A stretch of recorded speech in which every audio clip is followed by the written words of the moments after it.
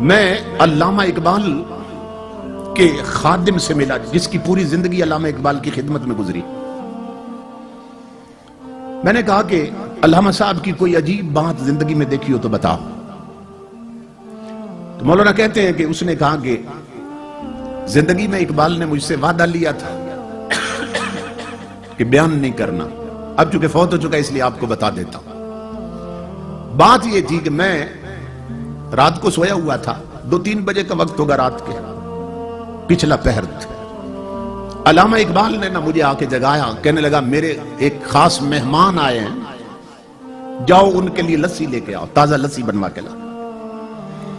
کہتا ہے میں آنکھیں ملتا ہوا اٹھا، میں حیران ہوا بھی اس وقت لسی کہاں سے ملے گی،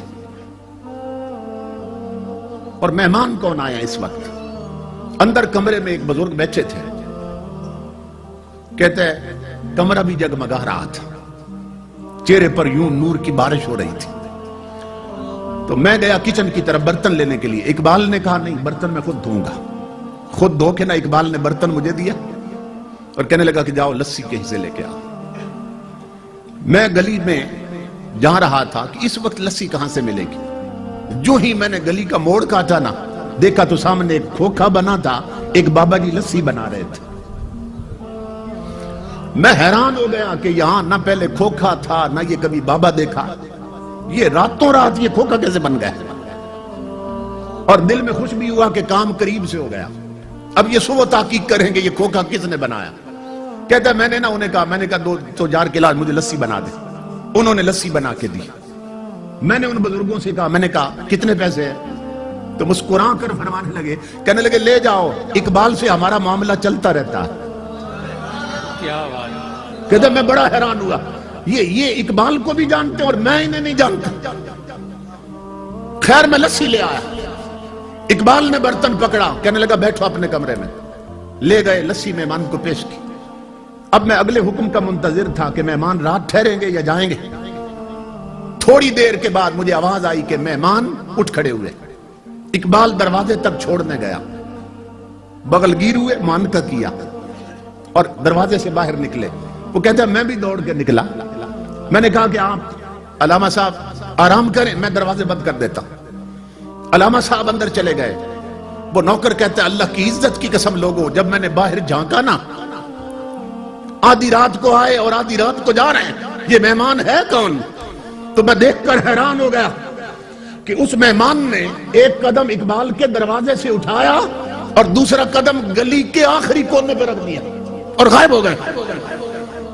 میں دوڑ پڑا پیچھے کہ اتنی عجیب شخصیت اور اتنا بڑا قدم میں نے زندگی میں نہیں دیکھا۔ یہ کون ہے، کہاں گئے؟ کہتا ہے جب میں گلی کے کونے پہ پہنچا تو حیرت میں اضافہ ہو گیا کہ نہ وہ کھوکھا تھا نہ وہ بابا تھا، مہمان بھی غائب، کھوکھے والا بھی غائب۔ وہ نوکر کہتا ہے میں پلٹ کے آیا، میں اقبال کے قدموں پہ گر گیا۔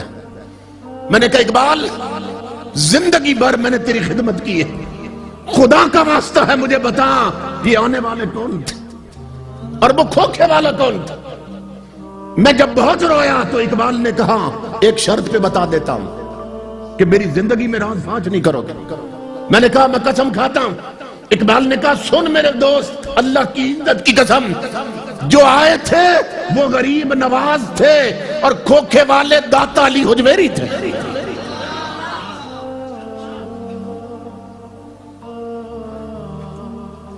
فنا کیسی بقا کیسی جب اس کے آنچ نہ ٹھہرے۔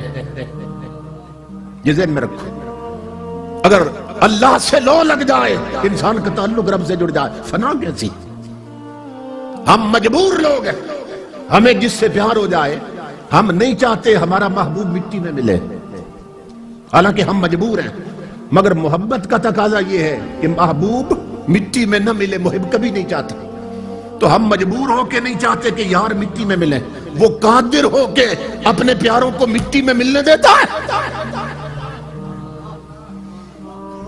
فنا کیسی بقا کیسی جب اس کے آنچ نہ ٹھہرے، کبھی اس گھر میں آ نکلے کبھی اس گھر میں جا ٹھہرے۔